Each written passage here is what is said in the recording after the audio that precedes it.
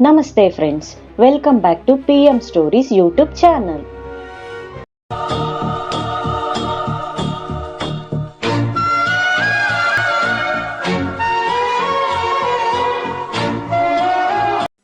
ಒಂದು ಮನೆ, ವರ್ಷಗಳ ಕಾಲ ಯಾರೂ ಒಳಗೆ ಕಾಲಿಡದ ಮನೆ. ಬಾಗಿಲು ಬಂದಾಗಿತ್ತು, ಕಿಟಕಿಗಳು ಮುಚ್ಚಿತ್ತು.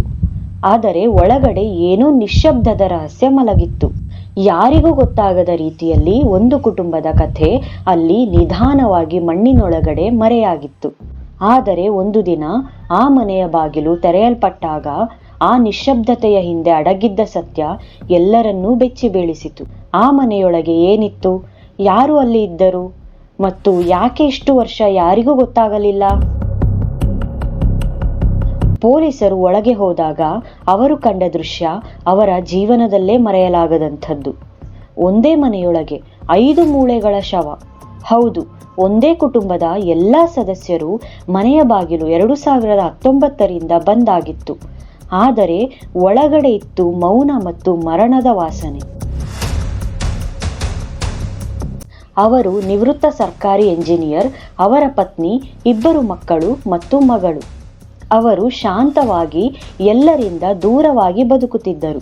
ಪಕ್ಕದ ಮನೆಯವರು ಹೇಳಿದ್ರು ಅವರು ಯಾರನ್ನೂ ಭೇಟಿಯಾಗುತ್ತಿರಲಿಲ್ಲ, ಬಾಗಿಲು ಯಾವಾಗಲೂ ಬಂದಾಗೆ ಇರುತ್ತಿತ್ತು. 5 ವರ್ಷಗಳ ಕಾಲ ಅವರ ಬದುಕು ನಿಧಾನವಾಗಿ ಮೌನದೊಳಗೆ ಅಳಿದು ಹೋಯಿತು. ಯಾರಿಗೂ ಗೊತ್ತಾಗ್ಲೇ ಇಲ್ಲ. ಒಂದು ದಿನ ಬಾಗಿಲು ತೆರೆಯಲಾಯಿತು, ಆದರೆ ಜೀವನ ಅಲ್ಲ, ಕೇವಲ ಮೂಳೆಗಳು ಮಾತ್ರ ಉಳಿದಿದ್ದವು. ನಮ್ಮ ಸಮಾಜದಲ್ಲಿ ಕೆಲವೊಮ್ಮೆ ಮೌನವೇ ಮರಣಕ್ಕಿಂತ ಭಯಾನಕ.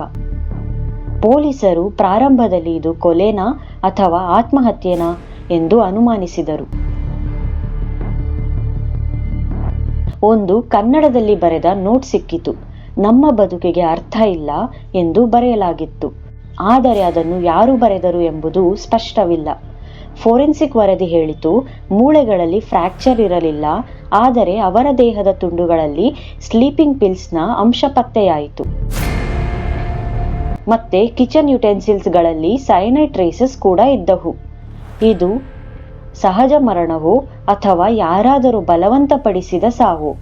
ಇಂದಿಗೂ ಉತ್ತರ ಕತ್ತಲೆಯಲ್ಲೇ ಅಡಗಿದೆ. ಆ ಮನೆ ಈಗ ಕೇವಲ ಕಟ್ಟಡವಲ್ಲ, ಅದು ಮೌನದ ಕಲ್ಲಿನ ಸ್ಮಾರಕ.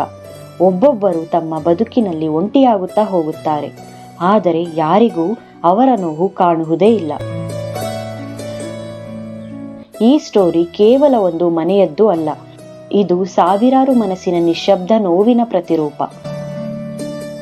ನಾವು ದೊಡ್ಡ ನಗರಗಳತ್ತ ಓಡುತ್ತಿದ್ದೇವೆ, ಆದರೆ ಮನುಷ್ಯತ್ವ ಎಲ್ಲಿ ಹೋಗುತ್ತಿದೆ? ಯಾರಾದರೂ ಕಾಣೆಯಾದರೆ, ಸಮಸ್ಯೆಯಲ್ಲಿದ್ದರೆ ನಾವು ಕೇಳಬೇಕು, ನೋಡಬೇಕು ಹಾಗೂ ಅವರಿಗೆ ಸಹಾಯ ಮಾಡಬೇಕು. ಭಾರತ ಬಲಿಷ್ಠವಾಗುವುದು ಕೇವಲ ಡೆವಲಪ್ಮೆಂಟ್ನಿಂದ ಅಲ್ಲ, ಆದರೆ ಮಾನವೀಯತೆಯಿಂದ. Let no house become a tomb of silence again. Let every heart stay alive with kindness. Jai Hind. ಈ ರೀತಿಯ ನಿಜವಾದ ಘಟನೆಗಳನ್ನು ನಿಮಗೆ ತಲುಪಿಸಲು ಹಾಗೂ ಸತ್ಯ ಹೊರತರುವ ಪ್ರಯತ್ನ ಮಾಡ್ತಿದ್ದೀನಿ. ಆದ್ದರಿಂದ ನಿಮ್ಮ ಸಪೋರ್ಟ್ ನನಗೆ ಬಹಳ ಮುಖ್ಯ. ಶೇರ್ ಮಾಡಿ, ಕಮೆಂಟ್ ಮಾಡಿ, ಲೈಕ್ ಮಾಡಿ. ಯಾರು ಆಗರೂ ಸಮಯದಲ್ಲಿ ನಮ್ಮ ನಂಬಿಕೆ ನಮಗಿರಬೇಕು.